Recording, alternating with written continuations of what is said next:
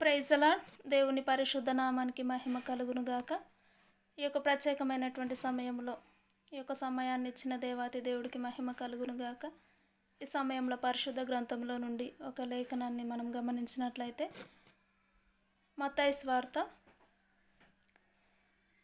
12వ అధ్యాయము 32వ వచనాన్ని చూస్తే, మత్తయి సువార్త 12వ అధ్యాయము 32వ వచనాన్ని గమనించినట్లయితే, మనుష్య కుమారునికి విరోధముగా మాటలాడువానికి పాపక్షమాపణ కలదు గాని పరిశుద్ధాత్మకు విరోధముగా మాటలాడువానికి ఈ యుగమందైనను రాబోవు యుగమందైనను పాపక్షమాపణ లేదు. ఈ యొక్క వాక్యాన్ని మనము పరిశీలన చేసినట్లయితే పరిశుద్ధాత్మ దేవుడికి ఎంత ఇంపార్టెంట్ ఉందో, పరిశుద్ధాత్మ దేవునికి ఎంత ప్రాధాన్యత ఉందో ఈ యొక్క వచనములో మనము గమనించవచ్చు. ఇక్కడ ఏమంటున్నారంటే, మనుష్య కుమారునికి విరోధముగా అంటే వ్యతిరేకంగా మాట్లాడినా కూడా పాపక్షమాపణ ఉంటుందేమో, కానీ పరిశుద్ధాత్మకు వ్యతిరేకంగా మాట్లాడిన వారికి ఈ యుగమందైనను లేదు, రాబోవు యుగమందైనను లేదు అని మాట్లాడుతూ వస్తూ ఉంటున్నారు కదా.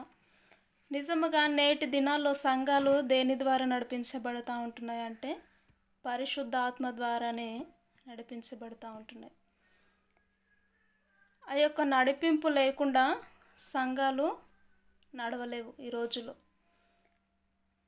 కానీ ఏం జరుగుతూ ఉంటుందంటే, పరిశుద్ధాత్మను పక్కన పెట్టి, పరిశుద్ధాత్మ నడిపింపును పక్కన పెట్టేసి సొంత ఆలోచనల చేత, సొంత జ్ఞానము చేత నేటి దినాల్లో సంఘాలు నడుపుతున్న సేవకులు ఎంతోమంది ఉంటున్నారు. దేవాతి దేవుడే మాట్లాడుతూ ఉంటున్నారు, నా ఆత్మ నడిపింపు లేకుండా మీరు ఏది చేయలేరు, నడిపించలేరు అని మాట్లాడుతూ వస్తూ ఉంటున్నారు. కాబట్టి పరిశుద్ధాత్మ దేవుడు, దేవాతి దేవుడు వెళుతూ మనకు పరిశుద్ధాత్మను ఆదరణకర్తగా నేను మీ మధ్యలో ఉంచుతాను, మీరు దాని ద్వారానే సూచక క్రియలైనను అద్భుత కార్యములైనను సంఘాలను నడిపించడమైనను చేయవలెను అని శిష్యులకు బోధించినట్లుగా మనము చూస్తూ ఉంటాం. ఆ రోజు మేడగది పైన కూడా మనం చూస్తాం, శిష్యులకి చివరి రోజుల్లో ఆ యొక్క పరిశుద్ధాత్మ వారిని నాలుకల వల్ల తాకినట్టుగా మనము చూస్తూ ఉంటాం పరిశుద్ధ గ్రంథంలో. కానీ నేటి దినాల్లో నిజముగా సేవకులైనను సంఘాల్లో ఆయనను చూస్తే పరిశుద్ధాత్మ నడిపింపు ఉన్నదా? ఒక సేవకురాలు పరిశుద్ధాత్మ నడిపింపు ద్వారా నడిపించబడుతూ ఉంటున్నారా? ఆ యొక్క పరిశుద్ధాత్మ నడిపింపు ద్వారా నడిపించబడిన ఆ యొక్క సంఘాలు, ఆ విశ్వాసులు వారందరూ ఒక దేవునికి బహు దగ్గరగా జీవించేవారుగానే ఉంటారు. కానీ వారి ప్రవర్తన, వారి మాదిరి, వారి మాట తీరు ఒక విధముగానే ఉంటుంది. ఆ యొక్క నడిపింపు లేనప్పుడు ఆ యొక్క సంఘాలను ఎదగలేని స్థితిలో, అనేకమైనటువంటి జనాంగాలు ఆ యొక్క సంఘాలకు రాలేని స్థితిలో, ఆ యొక్క వాక్యాలను బోధిస్తున్నా కూడా ఆ యొక్క వారు విననొల్లని స్థితిలో ఉంటారు, గ్రహించలేకపోతూ ఉంటారు. కాబట్టి పరిశుద్ధాత్మ దేవుని నడిపింపు ఈ యొక్క అంత్య దినాల్లో చాలా ప్రతి ఒక్క వ్యక్తికి, ప్రతి ఒక్క సేవకుడికైనా విశ్వాసురాలికైనా చాలా ఇంపార్టెంట్. ఆ యొక్క పరిశుద్ధాత్మ లేకుండానే సేవలు చేస్తూ సొంత ఆలోచనల చేత, జ్ఞానాల చేత నడిపిస్తూ ఉంటున్నారు సంఘాలు. కానీ అవి ఎదగలేని స్థితిలో ఒక విశ్వాసిని, ఒక సంఘాన్ని దేవుని రాకడలో ఎత్తబడడానికి సిద్ధపరిచిన గుంపులో ఏ ఒక్కరు ఉండటం లేదు. కానీ కొంతమంది సేవకులను అయితే చూస్తే నడిపింపు ద్వారా నడిపించబడి వాళ్ళ సేవ, వారి పరిచర్య అద్భుతంగా, ఆశీర్వాదకరంగా ఉంటుంది. కొంతమంది దేవునికి బహు దగ్గరగా జీవిస్తున్న వారు ఉంటున్నారు. వారిని బట్టి దేవునికి కృతజ్ఞతాస్తుతులు చెప్పాల్సిందే. కానీ దేవుని పిలుపు లేకుండా, దర్శనము లేకుండా, పరిశుద్ధాత్మ నడిపింపు లేకుండా, ప్రార్థన జీవితం లేకుండా, ఇవేవి లేకుండా సేవలో ఉన్నప్పుడు నిజంగా ఆ యొక్క సేవ మోడుబారిన స్థితిలోనే ఉంటుంది, ఎదగలేని స్థితిలోనే ఉంటుంది, ఒక ఆత్మను రక్షించలేని స్థితిలోనే ఉంటుంది. ఎప్పుడైతే ఆ యొక్క శిష్యులు మేడగది పైన పరిశుద్ధాత్మను పొందుకున్నారో వారు భాషల్లో మాట్లాడడం స్టార్ట్ చేశారు. అనేకమైనటువంటి చోట్లకు వారు విస్తరించబడ్డారు.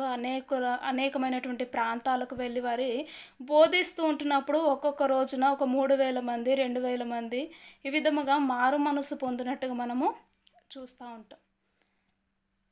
నిజంగా ఒక వ్యక్తిలో పరిశుద్ధాత్మ నడిపింపు ఉంటే ఆ యొక్క వ్యక్తి బోధించినప్పుడు అనేకమైనటువంటి వారు దేవుని వైపుకు మల్లుతారు.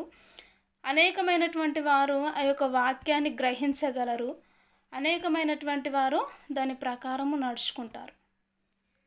మనకన్నా ముందుగా మన మధ్యలో శిష్యులు బోధించినట్టుగా మనం చూస్తూ ఉంటాం. యేసుక్రీస్తు వారి దగ్గర ఉన్న ఆ యొక్క శిష్యులు ఏ విధంగా బోధించినప్పుడు, ఏ విధంగా ప్రతి వారు మారు మనసు పొందారో, వారు ఆ యొక్క ఆత్మను పొందుకున్నప్పుడే ఆ విధమైనటువంటి బలమైనటువంటి పరిచర్యను చేశారు.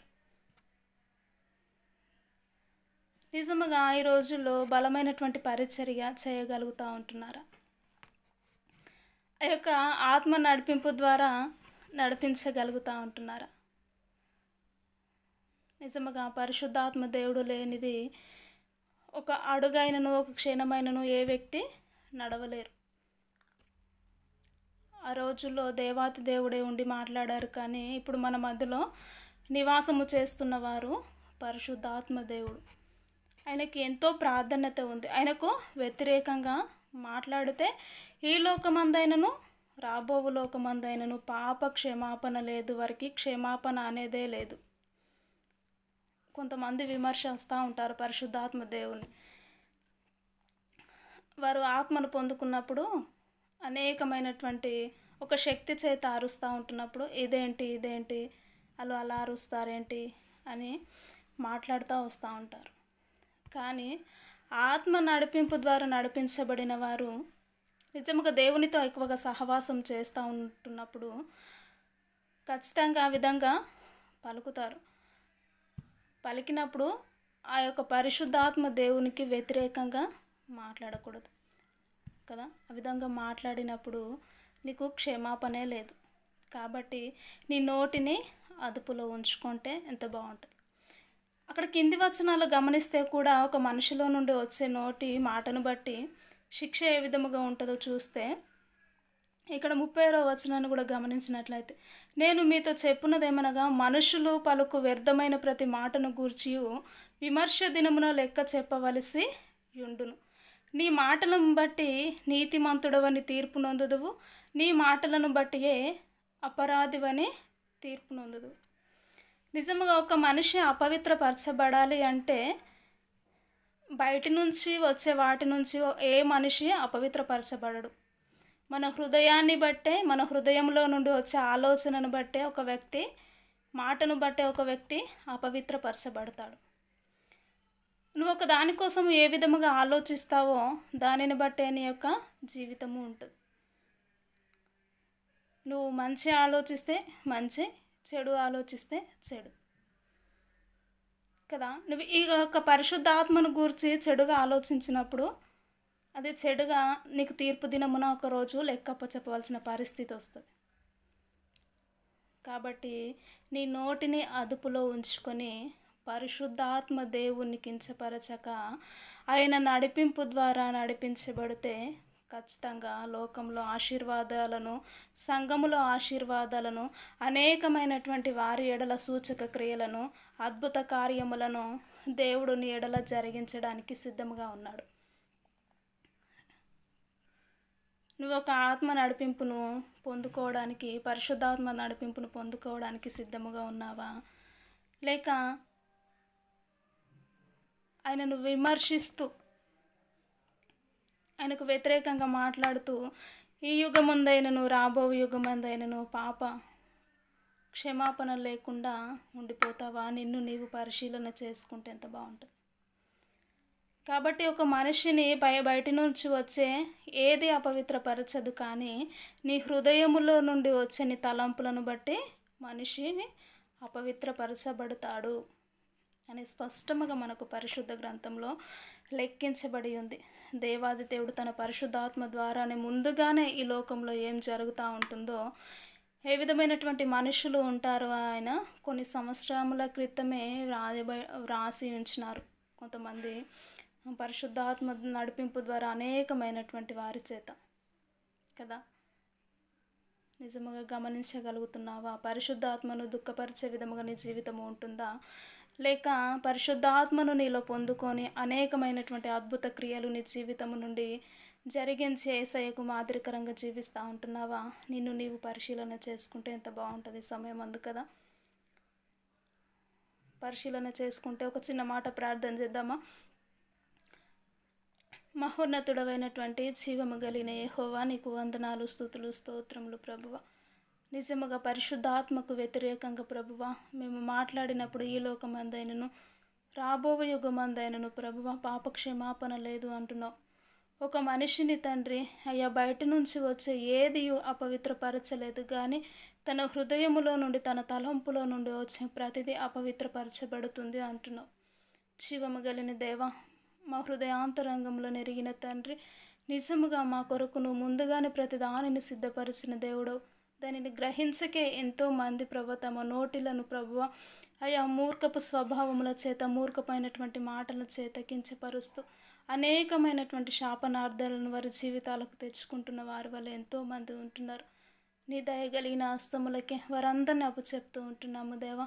సహాయమును మీరు దయచేసి నీ రాకడలో నీతిగా యథార్థముగా ప్రభువ ప్రతి వారు జీవించుటకు నీ కృపను కనికిరమును మీరే చూపించి నీ నామానికి మహిమ తెచ్చుకోమంటూ యేసుక్రీస్తు ఉన్నతమైన నామంలో ప్రార్థించి అడిగి వేడుకుంటున్నాను తండ్రి. Amen, amen. ఈ యొక్క వీడియో నచ్చినట్లయితే లైక్ చేయండి, షేర్ చేయండి, కామెంట్ చేయండి. ప్రైజ్ అలాడ్ అందరికీ.